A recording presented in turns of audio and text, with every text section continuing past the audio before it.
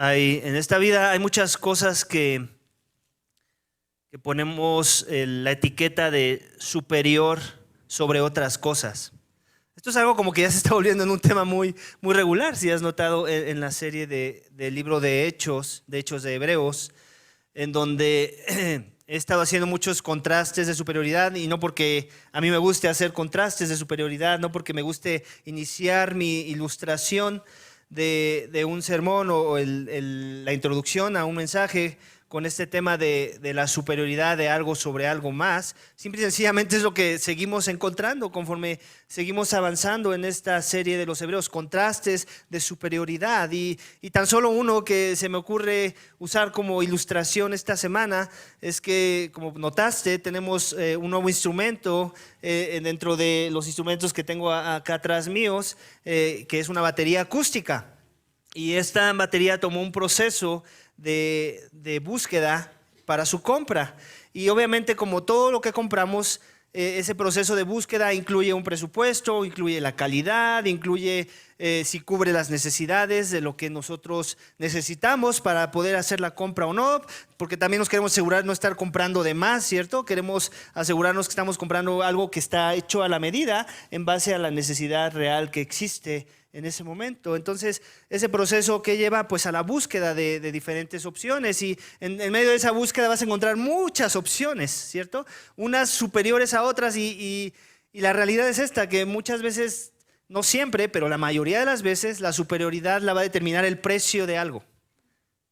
El precio de un instrumento, si se eleva mucho, si es el más alto del mercado, ya puedes asumir la posibilidad de que es superior por encima de muchos otros instrumentos. Y eso lo pudimos notar ahora que fuimos Cristian y yo a ver este tema de la batería, y vimos esta batería que no es una batería de entrada, pero tampoco es una batería de las más grandes. En realidad, si quisiéramos comprar una batería de mejor calidad, de las buenas, de las que los estrellas de rock se compran, esa batería no tendríamos dinero para comprarla, ni aunque vendiéramos todos los instrumentos que tenemos para comprar esa batería. Y al final del día, a pesar de que sabemos que seguramente tiene una mejor acústica y lo que sea que hace mejor a una batería, los expertos de batería sabrán qué son esas cosas o esos criterios, al final también tenemos que reconocer algo. Que no importa si te compras el mejor de los bajos o la mejor de las baterías o lo mejor de cualquier instrumento, al final del día, lo que hace ese instrumento superior por encima de cualquier otro, ¿qué es? El que ejecuta el instrumento, ¿cierto? El que toca. No es que me voy a comprar una batería de 200,000 pesos y de repente me voy a sentar y aquí les voy a armar un show. Bueno, sí voy a hacer el show, pero no les voy a armar un show, ¿cierto? Precisamente lo mismo sucede con el tema de las cosas de Dios en cuanto a la redención que Él nos da a través de la persona de su Hijo. Hay muchas cosas a través de las cuales Él anunció redención. Lo vimos en la serie de Levítico, ¿recuerdas? Era una frase, era una palabra que nos encontrábamos aquí y allá una y otra vez, no importa el capítulo en el que nos encontrábamos, algo de la idea o del concepto de la redención o de la palabra redención encontrábamos ahí en la serie de Levítico, ¿recuerdas? Que podía ser redimido, hasta la tierra podía ser redimida. ¿De qué forma Dios anuncia todas esas cosas? Como una anticipación de algo bueno que era útil en el momento y el contexto del pueblo de Israel, que era un pueblo escogido por Dios, que vivía bajo una teocracia en donde Dios no nada más era su rey, también era su Señor, en donde Dios instituyó reglas y formas de adoración para anunciar a ellos elementos necesarios para su vida que les pudieran apuntar a algo más necesario y superior.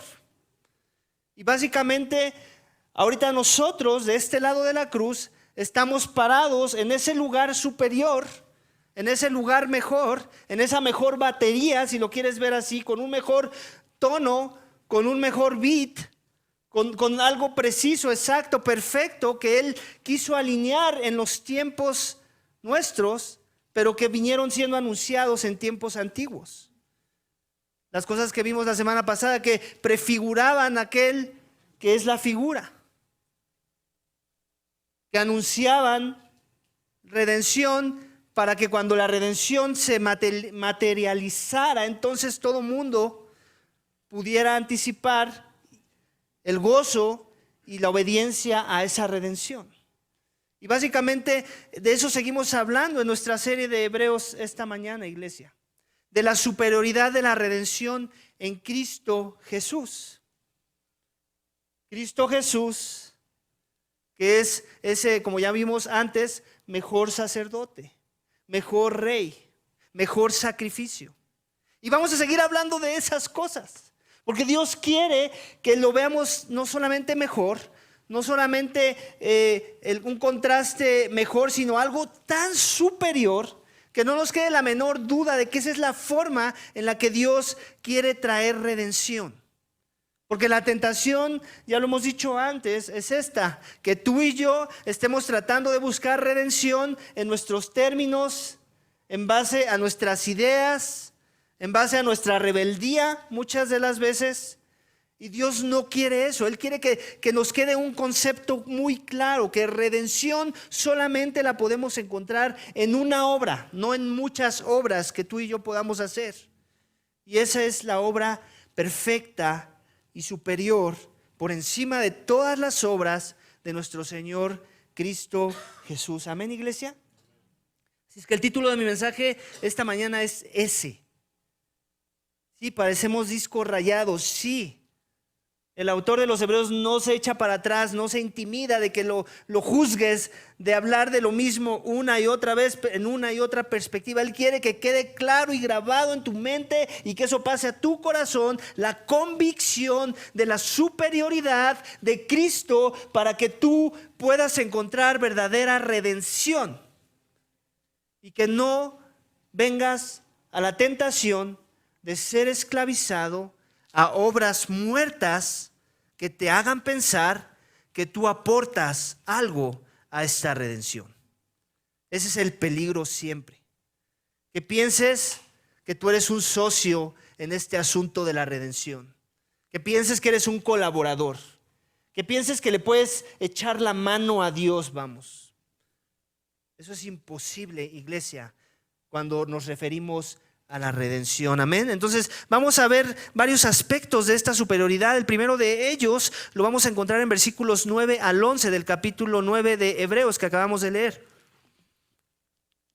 Capítulo 9 de Hebreos, versículos 11 al 12.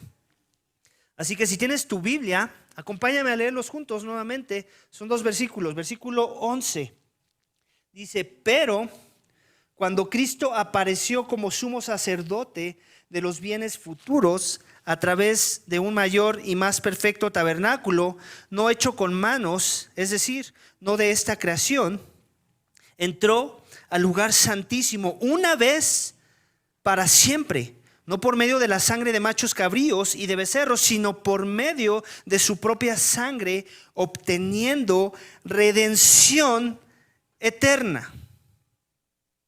Ahí la palabra, redención eterna. Este primer subénfasis en el cual quiero que veas la superioridad de la obra de Cristo con respecto a las demás obras que vemos en el Antiguo Testamento, en particular en el libro de Levítico, es la superioridad de Cristo sobre los sacerdotes levitas. Ese es el primer subénfasis de nuestro mensaje esta mañana, la superioridad de Cristo sobre los sacerdotes levitas. Y aquí quiero que, iglesia, que notes algo que deberías de poner mucha atención siempre que lees tu Biblia.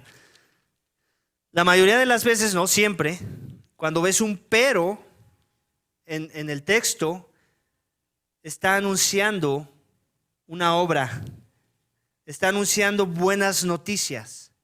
Lo vimos aún, recuerdas en lo que leímos de Primera de Corintios hace un momento mientras estábamos adorando en la alabanza y decía, pero Cristo resucitó. Y ese pero ya anunciaba buenas noticias. Parecía que estaba anticipando cosas malas, somos los más tontos de los tontos y si nuestra fe está puesto en algo que no resucitó. Pero después, ¿qué dice Pablo? Pero Cristo resucitó. Entonces este cúmulo de cosas que parecen malas noticias tienen que contrastar la realidad de las buenas noticias en la resurrección de Cristo. Lo mismo vemos en Efesios 2.8, en donde el apóstol Pablo, en Efesios 2.8 nos está diciendo quiénes éramos antes de Cristo, que estábamos muertos, y luego dice, pero Cristo. Y entonces volvemos a ver este contraste de buenas noticias. Y lo mismo volvemos a encontrar aquí en esta sección, donde iniciamos en versículo 9, el autor de los Hebreos nos hace la misma dinámica del asombro que deberíamos estar mostrando ante la superioridad de la redención por el sacerdocio de Cristo. Dice, pero Cristo apareció como sumo sacerdote. Ya nosotros estamos muy entrenados y familiarizados con la función de ese sumo sacerdote. No era cualquier sacerdote, era el sacerdote de sacerdotes. En la ley levítica era el único que tenía el derecho y el privilegio de entrar al lugar santísimo. Ese lugar que estaba separado del lugar santo y al cual podía entrar solamente una vez al año. Y no en sus fuerzas, no en su propia santidad, sino con derramamiento de sangre. Porque su propia santidad no era suficiente. A pesar de que seguramente había mucha santidad en la vida de los sumos sacerdotes del pueblo de Israel. Eso no era suficiente. Se demandaba derramamiento de sangre. Y todo eso era parte de lo que Dios estableció como algo bueno, como algo superior a la adoración de los pueblos paganos que rodeaban a Israel. La adoración de Israel era superior. Eso no lo vamos a poner en tela de juicio. Era superior. Eso es un hecho, esa es una verdad, la cual tenemos que atesorar.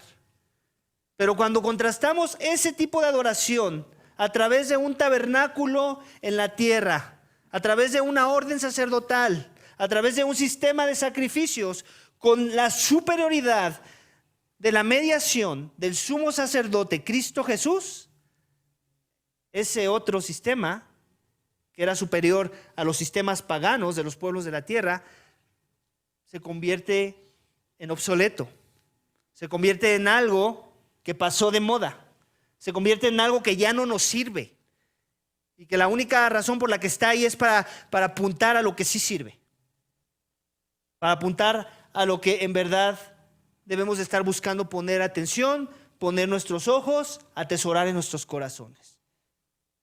Pero cuando Cristo, iglesia, apareció como sumo sacerdote de los bienes futuros, a través de un mayor y más perfecto tabernáculo. ¿Te das cuenta? No está demeritando la perfección del tabernáculo primero, sino lo que está diciendo, eso que ya veías perfecto, o sea, eso que ya veías mayor por encima de los tabernáculos que tenían los filisteos o cualquier otra religión pagana. No importa la que quieras, era perfecto, pero eso ahora es mejor ¿en quién? En Cristo, mayor y más perfecto tabernáculo, no hecho con manos, es decir, no de esta creación. En otras palabras, ¿para qué era el tabernáculo que Dios pidió a Israel a través de la ley de Moisés que irguieran? ¿Para qué? Para darles una perspectiva, anunciar algo, como una sombra que anuncia la imagen de algo eterno. Es decir, un tabernáculo no hecho de manos de hombres, sino por manos de Dios. No de esta creación, sino de la creación de las cosas celestiales, eternas, en donde mora de manera perfecta la presencia de Dios. Donde ya aquellos que cohabitan en ese ambiente, por llamarle así, no necesitan venir a través de un sistema humano imperfecto de sacrificios, porque ya pueden venir con toda confianza a través de un perfecto sacrificio que es mejorado, que es mucho mayor, porque el que lo ofrece no es cualquier sumo sacerdote, es el sumo sacerdote. De forma que su superioridad de Cristo la podemos ver aquí ya en estos pasajes. Dice de este su sacerdote que no entra, que no es de esta creación, que entró al lugar santísimo una vez y para siempre, no por medio de la sangre de machos cabríos y de becerros, sino por medio de su propia sangre, obteniendo ¿qué? Otra vez la palabra, redención eterna. Entonces, en otras palabras, las reglas del primer sistema eran correctas. Él no podía entrar con las manos vacías. Caería muerto por el atrevimiento, por la osadía. ¿Cómo te atreves a entrar a la presencia de la santidad de Dios que mora y reside en este lugar, pensando que tu carácter, que tu rectitud es suficiente como para poder dialogar con Dios? Ese era el mensaje. No puedes, necesitas que algo tome el lugar que tú mereces. Necesitas el derramamiento de la sangre de un animal como tu sustituto para entonces poder entrar a la presencia de la santidad de Dios. Y eso era algo que año con año era una práctica que el sumo sacerdote ya sabía que era parte de su chamba, era parte de su trabajo. No se podía salir de ese criterio de acceso a la presencia de Dios. Tenía que traer algo en sus manos, vamos. No podía venir así muy campante cruzando ese velo. Y así sigue siendo ahora ante Dios. No podemos venir muy campantes y decir, no, yo tengo mi relación con Dios. No, sí, Dios, no, yo lo amo. Yo lo amo desde bien chiquito. Y me acuerdo desde cuando yo ya lo amo. Pero yo ya lo amo. Así. Y en eso estamos siendo presunciosos de pensar que con nuestro deseo es suficiente para acercarnos a Él. Porque la palabra amor, aunque con todo y lo torcida que está en nuestras mentes, la queremos usar como un banderín, como un estandarte para acercarnos a ese Dios. Y Dios dice, tu amor no es suficiente. Tú sigues necesitando que alguien traiga algo como sustituto para que tú no mueras. Porque tu amor es deficiente. Tu amor es imperfecto. Tu santidad no se alinea a mi santidad. Necesitas estar en la misma sintonía conmigo y no puedes. No en tus fuerzas. Necesitas alguien, un precursor, como hemos visto en el lenguaje de la serie. Un precursor, alguien que venga delante de ti ofreciendo algo. Y esta vez no van a ser machos cabríos. Esta vez no van a ser corderitos, pichoncitos. El texto nos dice, no por medio de sangre de machos cabríos y becerros, sino por medio de su propia sangre, obteniendo ¿qué? ¿Qué tipo de redención? Eterna. En otras palabras, también hay un contraste y un agregado a la palabra redención. El otro tipo de redención del pueblo de Israel, no se decía de ella redención eterna. Hacía alusión a una redención eterna, pero era una redención limitada que se tenía que repetir y ejecutar año con año. Era una tarea que nunca se acababa, año con año, y por eso había sucesores. Ya el sumo sacerdote ya no puede ser tú, amigo, ya estás muy viejo, ya no das el ancho, ahora necesitamos que alguno de los descendientes de la tribu de Leví tome tu lugar. Y así año con año. Eso se tenía que repetir año con año. Era una forma de mostrar la deficiencia del mismo sistema que Dios instituyó, que no era eterno, que se tenía que repetir una vez más. Pero esa deficiencia fue puesta ahí al propósito. ¿Por qué? Porque Dios no quería que el pueblo de Israel pusiera su esperanza en un sistema de obras. Últimamente Él quería que pusiera su esperanza en el Dios que instituyó ese sistema de obras. Amén. Entonces aquí es lo que podemos ver en estos dos primeros pasajes, versículos 11 al 12, la superioridad de Cristo sobre los sacerdotes levitas. ¿Por qué? Porque la redención que Él trae no es cualquier redención, es la redención eterna, y solamente un eterno, amén, puede dar ese tipo de redención. Solo un eterno puede dar un tipo de sacrificio diferente, que no es de animales, sino es de la deidad misma. Porque el precio de la paga del pecado y la condena por el pecado se tiene que pagar de manera muy alta, con un estándar muy alto, que tiene que ver con la eternidad del Dios mismo. Mi pecado es una ofensa finita en contra de un Dios infinito. Y la infinidad de ese Dios amerita un sacrificio no finito como el de un animal, no finito ni siquiera como el de mi propia persona, sino un sacrificio infinito para entonces yo poder obtener redención eterna. ¿Se entiende esa parte? Muy bien, iglesia. Vamos al siguiente subpunto, en donde vamos a seguir viendo la superioridad de Cristo sobre los sacrificios levíticos en esta ocasión. No, primeramente vimos la superioridad de Cristo sobre los sacerdotes levitas, que tenían que traer algo en sus manitas. Cristo no tenía que traer nada en sus manitas. Él mismo fue el sacrificio. Eso lo hace superior. En el siguiente subénfasis vamos a ver versículos 13 al 14, la superioridad de Cristo sobre los sacrificios levíticos. Y vamos a volver a leer esos pasajes. Versículo 13, acompáñame a leerlo juntos. Dice, porque si la sangre de los machos cabríos y de los toros y la ceniza de la novilla rociada sobre los que se han contaminado santifican para la purificación de la carne, ¿cuánto más la sangre de Cristo, quien por el Espíritu eterno Él mismo se ofreció sin mancha a Dios, purificará nuestra conciencia de obras muertas para servir al Dios vivo? La superioridad de Cristo sobre los sacrificios levíticos.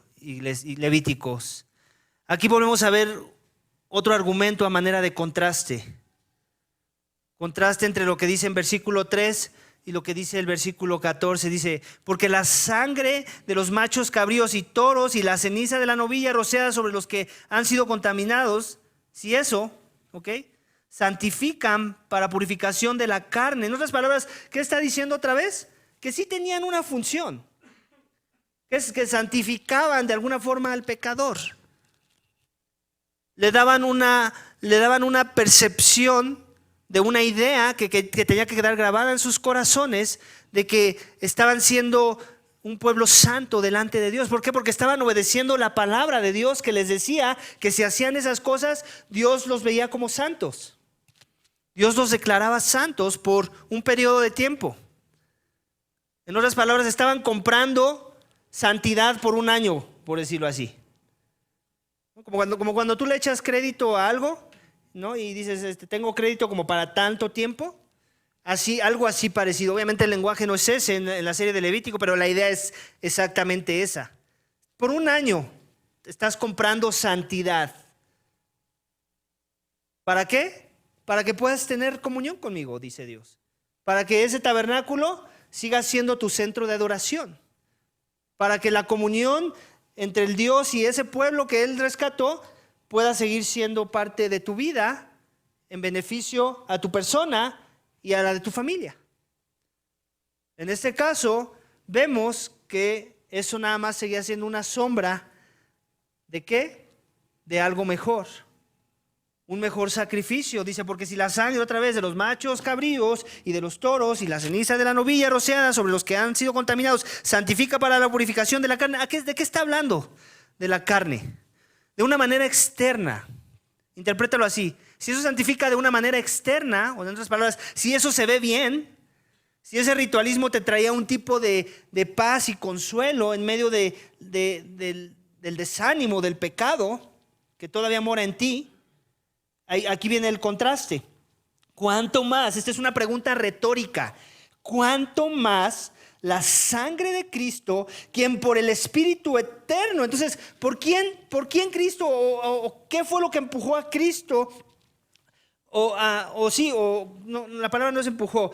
¿Qué fue lo que ungió a Cristo para que Él llevara a cabo este sacrificio? El Espíritu eterno.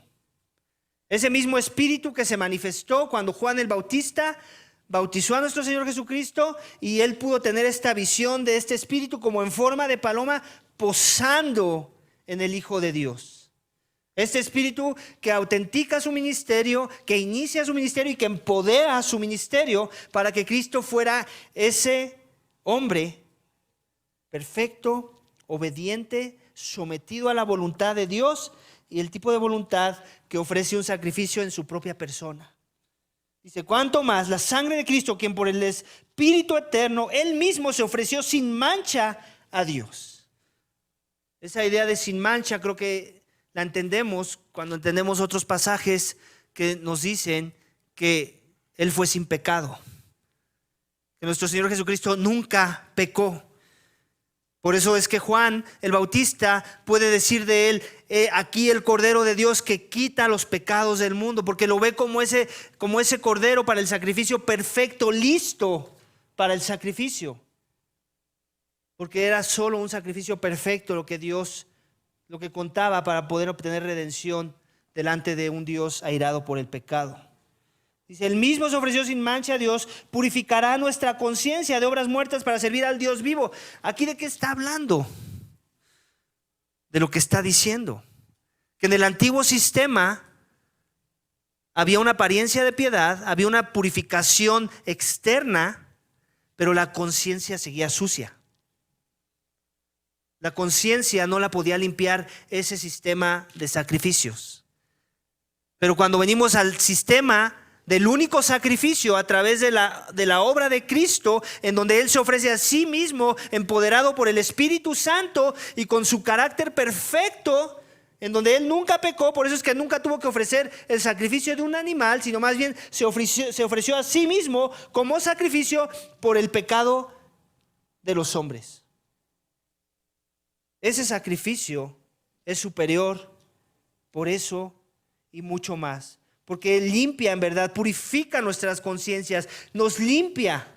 ¿Recuerdas en Romanos 12:2 que dice que tenemos que renovar nuestro entendimiento?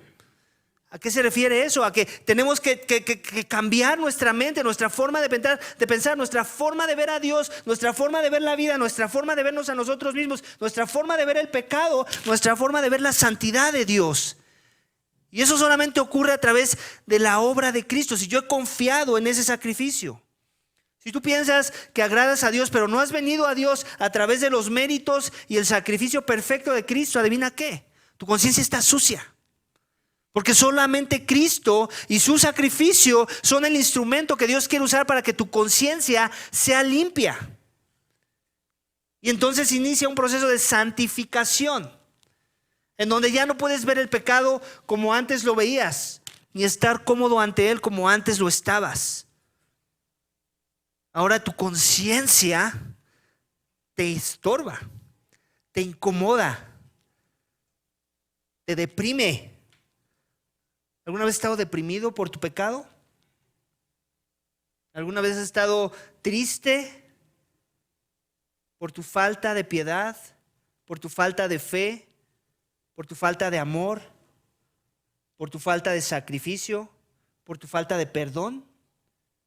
Si eso te ha sucedido, muy probablemente es porque la conciencia que Cristo, a través de la cual Cristo está trabajando, está siendo limpiada, está siendo purificada por la obra que Cristo inició en tu vida. Pero ten mucho cuidado, porque a veces es el remordimiento lo que nos lleva a esa tristeza. ¿Cómo sabemos que es la conciencia y no el remordimiento? Cuando no nada más nos entristecemos por el pecado, sino caminamos hacia la santidad. Si nada más te entristeces por tu pecado, pero no estás caminando hacia la santidad, hacia la búsqueda de las cosas de Dios, en los términos de Dios, no es tu conciencia lo que te está lastimando. Es tu mero remordimiento. ¿Okay? Pero si estás en una búsqueda constante de la santidad, aún en medio de tu pecado, aunque por raro que suene eso, ¿cómo que puedo estar en medio de mi pecado y buscar la santidad? Sí se puede. Y todo empieza otra vez con arrepentimiento y fe. Y continúa con dar pasos de obediencia hacia la transformación, en donde sigo siendo renovado, sigo siendo proactivo en tomar mi responsabilidad humana en este proceso de santidad. Clamo a Dios, me apoyo de su cuerpo que es la iglesia y camino hacia la santidad. Doy pasos de obediencia. Odio mi pecado un poco más, un poquitito. No lo suficiente como para no volver a caer, porque vuelvo a caer muchas de las veces, pero caigo menos. No es que el cristiano ya no peca, pero sí peca menos. y menos como avanza el tiempo. La pregunta que también debes hacer es eso: cada vez peco menos y menos y menos por consecuencia de que el sacrificio de Cristo ha sido aplicado a mi vida, de que en verdad tengo fe en ese sacrificio o no. Esa es una buena pregunta para examinar nuestra fe, porque es muy fácil decir: yo creo en el sistema, yo creo en ese sacrificio.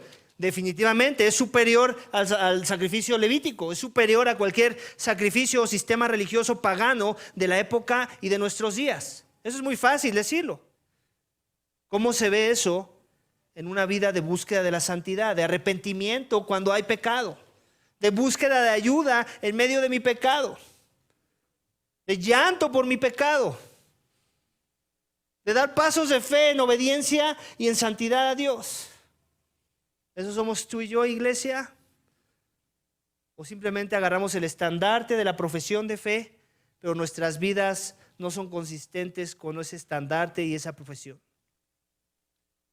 Nos engañamos a nosotros mismos de pensar que nuestras conciencias están siendo limpias porque me siento mal por mi pecado, pero la realidad es que me siento mal por el remordimiento de que al final he sido creado a la imagen de Dios, y la propia imagen y el diseño a través del cual Él me creó ya grita, anuncia a mi persona que algo hice mal y que no estoy caminando en base a la santidad perfecta de Dios.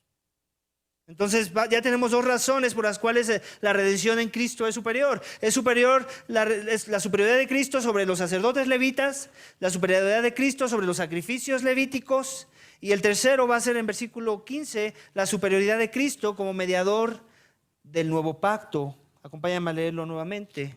Dice: por eso Cristo es el mediador de un nuevo pacto, a fin de que, habiendo tenido lugar una muerte para la redención de las transgresiones que se cometieron bajo el primer pacto, los que han sido llamados reciban la promesa de la herencia eterna.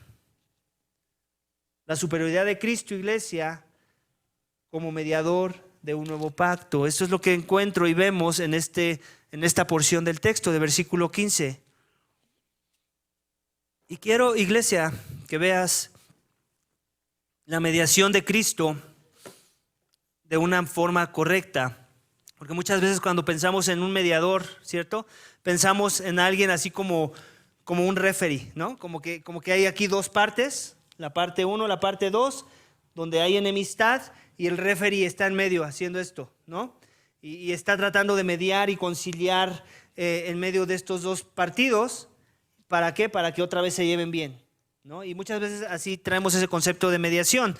Y sí, es un tipo de mediación, pero no es el tipo de mediación del que nos está describiendo en esta sección. La mediación de Cristo no es el de alguien que está en medio de dos personas en las que hay enemistad. Más bien es alguien que se pone del lado de uno de los dos, ¿ok?, para aceptar la culpa del castigo que merece. En otras palabras, Cristo está como mediador, no como un referee, sino como alguien que acepta la culpa y que dice: Padre, tú eres justo y reconozco que la transgresión por el pecado del hombre merece la muerte, y yo quiero llevar esa muerte en el lugar del hombre. Es en ese sentido que Cristo es un mediador que afirma las palabras de su Padre y dice: sí, merecen el castigo, sí, merecen la muerte, sí, se demanda sacrificio, sí, se necesita redención porque hay pecado. ¿Se entiende esta parte de la mediación en el sacrificio de Cristo? Y de eso está hablando. Dice: porque por eso Cristo es el mediador de un nuevo pacto, de algo mejor, de algo nuevo, algo que nos conviene, a fin de que, habiendo tenido lugar una muerte para la redención de las transgresiones que se cometieron bajo el primer pacto. En otras palabras, ¿qué es lo que está diciendo? Que el primer pacto no servía para obtener verdadera redención. ¿Te das cuenta? Es lo que está diciendo, lo voy a volver a leer. Dice: por eso Cristo es el mediador de un nuevo pacto, a fin de que, habiendo tenido lugar una muerte para la redención de las transgresiones que se cometieron bajo el primer pacto.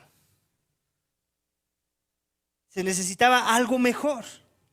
Dice: los que han sido llamados reciban la promesa de la herencia eterna. Otra vez, este pacto tiene que ver con algo que trasciende, que tiene que ver con la eternidad, no con algo que se tiene que volver a repetir año tras año, porque es deficiente, porque es insuficiente.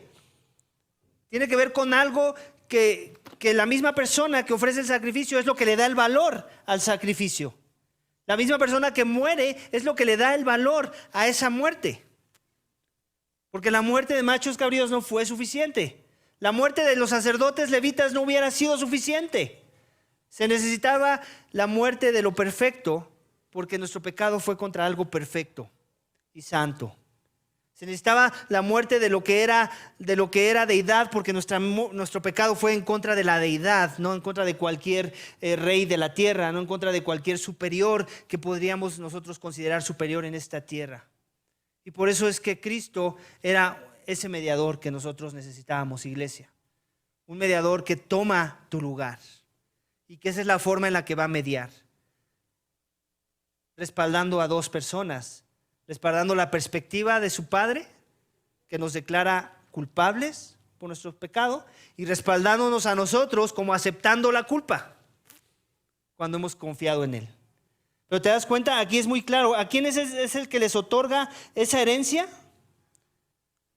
A los que han sido llamados, reciban la promesa de la herencia eterna. Y la pregunta, ¿a quiénes han sido llamados? Todos los que se arrepienten. Así que no vayas a un fatalismo de una, ¿cómo le llaman? No vayas a un fatalismo de un calvinismo hipercalvinizado, en donde solamente algunos son los llamados y otros no. ¿Sabes quiénes son los llamados desde alguna perspectiva de este texto? Todos los que se arrepienten, todos los que ponen su fe en Él. Y hay otros textos que van a hacer lo mismo, y por eso es el llamado de cómo se arrepentirán si no hay quien les predique. Entonces la predicación es para todos. ¿Y quiénes son los llamados? Los que se arrepienten. Así que ¿qué oportunidad tienes de ser llamado hoy? La misma oportunidad que tienes de responder al mensaje de arrepentimiento y fe en Cristo. Si eso sucede en tu vida esta mañana, eres un llamado. Dios te está llamando a recibir este tipo de herencia. Amén. Esos son los llamados que van a poder ser beneficiados de este tipo de mediación. Cuando reconoces que tú en tus fuerzas, según tus obras, según tu propia opinión, según tu propia santidad, no te puedes presentar ante Dios. Que lo único que va a provocar tu persona y tu santidad y tus buenas obras es repudio y muerte. Tus buenas obras no te salvan delante de los ojos de este Dios. Necesitas un mediador. Y Cristo es ese único mediador. Y también tenemos que aclarar esto para que no caigas en el paganismo de muchas sectas y cultos de nuestros días. Cristo no te pone en un nivel de mediación en donde estabas en el hoyo y ahora te saca del hoyo para que empieces a caminar la santidad que Dios quiere ver en tu vida. Ese no es el tipo de mediación que Cristo ofrece. El tipo de mediación que Cristo ofrece es donde Él es sepultado en ese hoyo y después resucita al tercer día para darte vida. Donde Cristo lo hizo todo para poderte justificar delante de Dios de forma que no hubiera ni siquiera el más mínimo detalle que quedara inconcluso para que tú lo tuvieras que terminar. Es el tipo de mediación que Cristo hace, iglesia. Y tengamos mucho cuidado de pensar, como hacen algunas sectas y cultos, de que Él me pone en un lugar salvífico para que después yo haga todo lo que esté en mis fuerzas para ser salvo. Eso no es lo que la Biblia enseña. La Biblia enseña que su mediación es perfecta y que Él es en verdad un salvador, y que cuando yo digo que Él ya me salvó es por los méritos propios de Él, lo que Él ya hizo, lo que cuenta su sacrificio, no mis sacrificios. Lo que cuenta es su carácter, no mi carácter. Lo que cuenta es su relación con el Padre y no primeramente mi relación con el Padre. Todo lo demás que yo recibo en cuanto a carácter, en cuanto a relación, en cuanto a que mis buenas obras sean aceptadas delante de los ojos de Dios, tiene que ver primeramente por la mediación que Él ya propuso a través de su persona. Es importante que entendamos eso, iglesia, porque si no, ¿qué es lo que va a suceder? Vamos a comenzar a vivir una religión pagana que se centra en nuestro performance, en nuestro desempeño. Y eso no nos va a llevar a la santidad. ¿Sabes a dónde nos va a llevar? Al orgullo. Al orgullo de pensar que yo soy un poco mejor que este que está a mi lado. Al orgullo de pensar que este no busca la santidad y yo sí, porque yo hice algo mejor que él. En vez de humillarme y decir, ¿por qué yo la busco? Por la pura gracia y misericordia de Dios que me dio el querer como el hacer. Que se plació en darme un poco más de su santidad esta mañana. Y sin la garantía de que la voy a volver a buscar mañana. Y por eso es que necesito a Cristo esta mañana y en la tarde y en la noche y al siguiente día cuando despierto, porque la santidad que últimamente quiero que Dios tome en cuenta para que Él me reconcilie y me haga acepto y que sea la mediación perfecta entre Él y yo, sea la santidad del Hijo de Dios, que vivió una vida sin pecado, que vivió una vida perfecta, que vivió una vida en mi lugar. Y que me imputa su santidad, me la transfiere cuando yo en verdad he creído en ese sacrificio, en ese tipo de mediación. Cuando en verdad creo la justicia de Dios, en que ese pecador, Cristo tratado como ese pecador, merecía la muerte. Porque Él llevó mi pecado, todo mi pecado. Nada, no se llevó el 80% de mi pecado, ni siquiera el 99.9%. Se llevó el 100% de mi pecado. Aquellos que todavía ni siquiera he considerado cometer. Él se los llevó. Eso lo hace suficiente y superior. Amén, iglesia. Entonces Cristo va a dar ese tipo de mediación a aquellos que confían en la sangre del nuevo pacto, que es de la cual vamos a hablar al final, en esta última sección, en versículos 16 al 22, donde vamos a ver precisamente eso, la mejor sangre del nuevo pacto. Acompáñame a leerlos, por favor, iglesia. Versículo 16, porque donde hay un testamento, necesario es que ocurra la muerte del testador, pues el testamento es válido solo en caso de muerte, puesto que no se pone en vigor mientras vive el testador. Por tanto, ni aun el primer pacto se inauguró sin sangre. Porque cuando Moisés terminó de promulgar todos los mandamientos a todo el pueblo, conforme a la ley, tomó la sangre de los becerros y de los machos cabríos con agua y lana escarlata e hisopo, y roció el libro mismo y a todo el pueblo, diciendo: esta es la sangre del pacto que Dios les ordenó a ustedes. De la misma manera, roció con sangre el tabernáculo y todos los utensilios del ministerio. Y según la ley, casi todo ha de ser purificado con sangre, y sin derramamiento de sangre no hay perdón de pecado. Esa última declaración del versículo 22, iglesia, en realidad resume la redención. Aquí, ¿qué está haciendo el autor de los Hebreos? Les está recordando, les está haciendo un repaso de todo lo que se supone que ellos ya están familiarizados. Son hebreos al final. El autor de los Hebreos, para aquellos que están familiarizados con el sistema de sacrificio de los hebreos, y les está haciendo un barrido de cómo es que funcionan las cosas. Les está diciendo, porque donde hay muerte, bueno, aquí antes del barrido hace esta reflexión, dice: porque donde hay un testamento, necesario es que ocurra la muerte del testador. Creo que tú y yo estamos familiarizados con eso, ¿verdad? Cuando hablamos de un testamento, ¿quién lo recibe? Las personas que son beneficiadas, en la mayoría de los casos son los hijos, de aquel que hizo el testamento. ¿Y cuándo reciben el testamento los hijos? Cuando el padre o la madre o ambos mueren. Eso es así como funciona. Entonces lo que está haciendo es aquí una tipo analogía a manera de reconocer una realidad espiritual que tiene que suceder para que nosotros podamos ser beneficiarios de un testamento, por decirlo así, a través de ¿qué? De lo que Cristo ha logrado por medio de su sacrificio, por medio de su vida, por medio de su muerte, por medio de su resurrección. Tiene que haber alguien que pague el precio para que yo reciba la recompensa o ese testamento. Y dice, y lo vuelvo a leer, dice versículo 16, porque donde hay un testamento, necesario es que ocurra la muerte del testador, pues un testamento es válido solo en caso de muerte. En otras palabras está diciendo, se necesita muerte para que tú recibas los beneficios del testamento de Cristo o de Dios a través de su Hijo. Dice, puesto que no se pone en vigor mientras vive el testador. Por tanto, ni aun el primer pacto se inauguró sin sangre. Entonces aquí quiere transicionar del testamento a la palabra sangre, porque ahora quiere comenzar a hablar del símbolo, del simbolismo de la sangre. ¿Okay? Es lo que está diciendo, no han cambiado mucho las cosas. En realidad todo inició con sangre y termina con sangre. La sangre de los machos cabríos prefiguraba la necesidad de una mejor sangre, con mejor calidad. Dice, porque, versículo 19, porque cuando Moisés terminó de promulgar todos los mandamientos a todo el pueblo, conforme a la ley, tomó la sangre de los becerros y la de los machos cabríos con agua y lana escarlata y hisopo y roció el libro mismo y todo el pueblo, diciendo, esta es la sangre del pacto que Dios les ordenó a ustedes. De la misma manera roció con sangre el tabernáculo y todos los utensilios del ministerio. Entonces, aquí que nos está haciendo alusión a Levítico otra vez. ¿Recuerdas que eso lo vimos en Levítico? No, esto no es nuevo. Aquí está citando lo que dijo Moisés al pueblo. En otras palabras, la sangre es el símbolo ideal, es el centro del corazón de la adoración judía. La sangre es lo que se demandaba para que algo pudiera continuar en vida.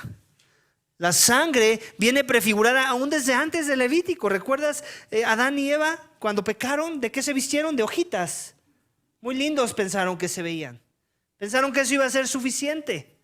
Y Dios les dijo, no, yo te voy a dar pieles para cubrir tu vergüenza, tu desnudez, que eso es lo que representaba la desnudez, vergüenza, por eso se escondieron, por causa de su pecado. ¿Y qué es lo que les puso? No, el texto no lo explica, pero esa es la inferencia que tenemos que hacer. ¿Qué tuvo que pasar para que ellos pudieran tener pieles de animales que no eran de su pertenencia, pertenecía a otro ser vivo? Que la muerte de ese animal. Desde ahí viene prefigurado nuestra necesidad de redención a través de un sacrificio. Y después viene formalizado o instituido de manera formal a través de la ley levítica. Y continúa hasta nuestros días a través de la obra de Cristo, en donde Él se dio a sí mismo como sacrificio por los pecados y derramó toda su sangre. La Biblia enseña que Él derramó toda su sangre.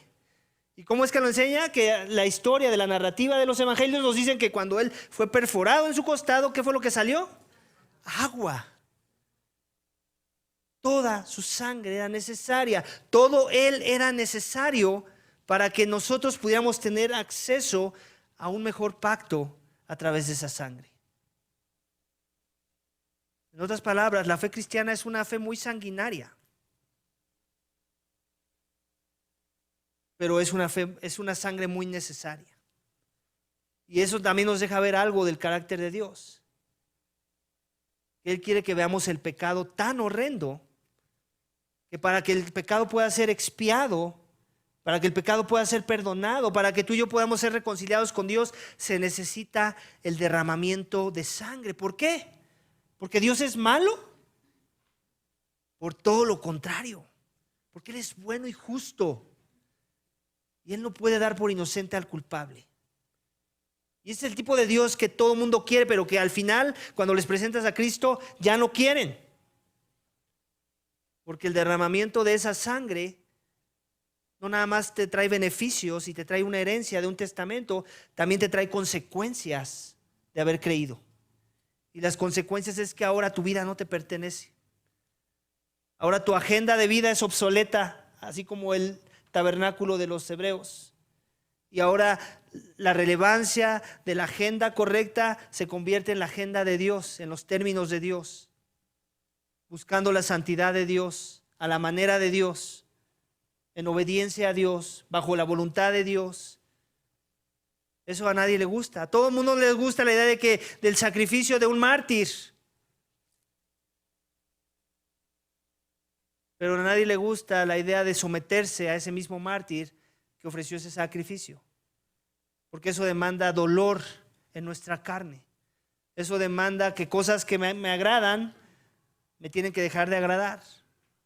Porque ahora se supone que Dios me salvó para una mejor vida. No nada más un nuevo pacto, sino una nueva vida. ¿En quién? En Cristo. En aquel que nos amó hasta la muerte y muerte de cruz. Porque eso era lo que tú y yo merecíamos por nuestro pecado esta mañana. Y no importa si dices, no, yo no he pecado tanto como los que están a mi lado. No importa cuál ha sido tu pecado, si crees que ha sido menor que el mío o el de cualquiera que tienes frente a ti o en tu mente. Todo pecado era digno de muerte. Aún los pecados sin querer. Así de santo es Dios, iglesia, esta mañana, que demanda un sacrificio perfecto a través de un mejor pacto, con mejores promesas. con un mejor mediador, porque sin derramamiento de sangre no hay perdón de pecado. De eso se trataba el sistema de sacrificios levítico, ¿te acuerdas? Y sus pecados han sido perdonados, y sus pecados son perdonados. Todo tenía que ver con el perdón de pecados. Pero ¿qué tenía que anteceder al perdón? El derramamiento de sangre. Y así sigue siendo en el cristianismo de nuestros días. ¿Quieres el perdón de Dios? ¿Te agrada la idea? ¿Te atrae la idea de obtener el perdón y reconciliación y mediación de Dios? Necesitas un sacrificio. Y no puede ser tuyo. No pueden ser tus buenas obras. No puede ser tu linaje. No puede ser ninguna herencia horizontal que te hayan dejado tus padres. Tiene que ser el sacrificio eterno y perfecto de aquel que moraba en la presencia de Dios y que no consideró ser igual a Dios, sino que se hizo hombre y se humilló haciéndose forma de siervo, y siervo hasta la muerte, y muerte de cruz. Porque eso es lo que tú y yo merecíamos, iglesia, ser clavados a una cruz. Porque así de viles y malos nos ve Dios por nuestro pecado que nos separa de Él. Y nuestra única esperanza esta mañana no es lo que hiciste bien ayer, ni lo que harás bien mañana. Es lo que Cristo ya hizo por ti para mediar y reconciliar y perdonar el pecado. Amén. Pero para que eso sea verdad, para que esta realidad de reconciliación y perdón sea una verdad en tu vida, tú tienes que humillarte ante Él. Tienes que venir humillado, reconociendo tu iniquidad y tu más grande necesidad en su obra redentora en esa cruz. Y si no lo has hecho, esa es tu oportunidad esta mañana. La fe cristiana es una fe sanguinaria, pero es la única forma de ser salvos y la mejor forma. Y es una forma que revela no nada más la santidad de Dios, sino el amor que Dios nos tuvo. En habernos dado a su único Hijo, a su perfecto, a su amado de los cielos, para que nosotros pudiéramos ser amados, perdonados, reconciliados, aceptados y santificados por medio de su obra y su sacrificio, iglesia. Si aún no has creído en Él esta mañana, ¿qué estás esperando? Ya no lo pienses más. Es simple, el mensaje es simple. Tu sangre por la sangre del inocente. O mueres tú, o muere Él en tu lugar. Si en verdad reconoces tu necesidad y en verdad vienes a Él en arrepentimiento y fe, escúchame bien, tu vida va a empezar a cambiar. Y no en tus fuerzas. Sigues siendo santificado a través de esa misma sangre, por decirlo así, por usar la metáfora. Dios te va a dar el Santo Espíritu que empoderó a Cristo y que lo llevó a tomar ese lugar para que tú comiences a ser la imagen de Cristo en tu vida. Por la palabra de Cristo que nos santifica y nos limpia y que limpia nuestras conciencias de obras muertas para servir al Dios vivo. Para que ahora puedas servir a Dios, no para ganar su favor, sino porque has ganado su favor. Es por eso que ahora amamos y servimos a Dios. No para ganar su favor, sino porque ya hemos ganado su favor. Y eso nos da la libertad ahora de amar, de no quererle probar nada a nadie, porque Cristo ya lo probó todo en nuestro lugar. Amén.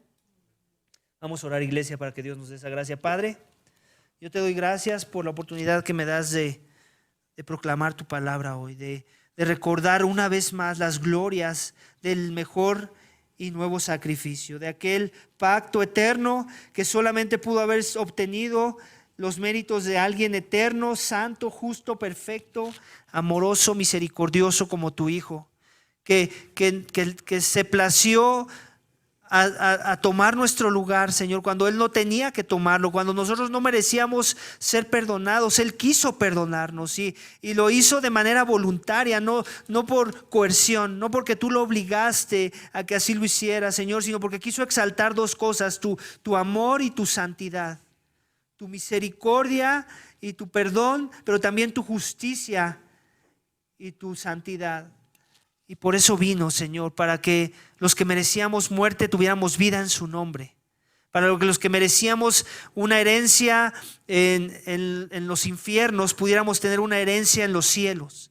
Para que los que merecíamos ser condenados y separados de ti pudiéramos ser acercados y aceptos por ti. Para los que merecíamos una identidad de huérfano tuviéramos una identidad de hijo.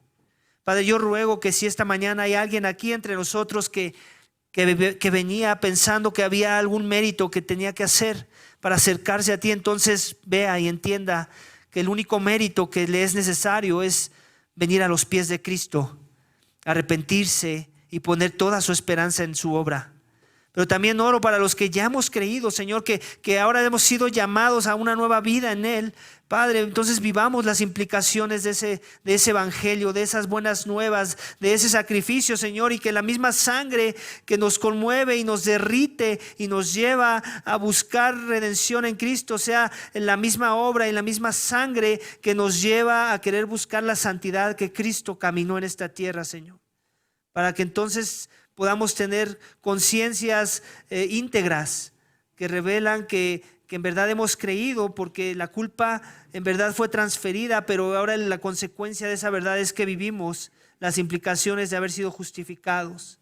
Ayúdanos a amar, ayúdanos a perdonar, ayúdanos a vivir la santidad como tú eres digno, Señor, reconociendo que nos falta mucho siempre, pero también reconociendo que no es imposible, porque el Espíritu que empoderó a Cristo y que lo resucitó de entre los muertos es el mismo Espíritu que ahora mora en aquellos que tú has volteado a ver con favor, aquellos que son tus redimidos, tus escogidos, llamados a la santidad de Cristo. Gracias por Cristo, Padre. Gracias por su amor y redención. Gracias por su obra perfecta. Gracias porque es superior a cualquier obra. Y que así juntáramos todas las obras buenas de nosotros, no servirían el propósito de lo que Cristo ya logró por una sola obra, porque Él es de más valor, porque Él tiene un mejor carácter, porque Él en verdad es el espejo de tu santidad, Señor. Gracias por Cristo, nuestro Señor y Salvador. Todo esto te pedimos y te damos gracias en el nombre de Cristo Jesús. Amén.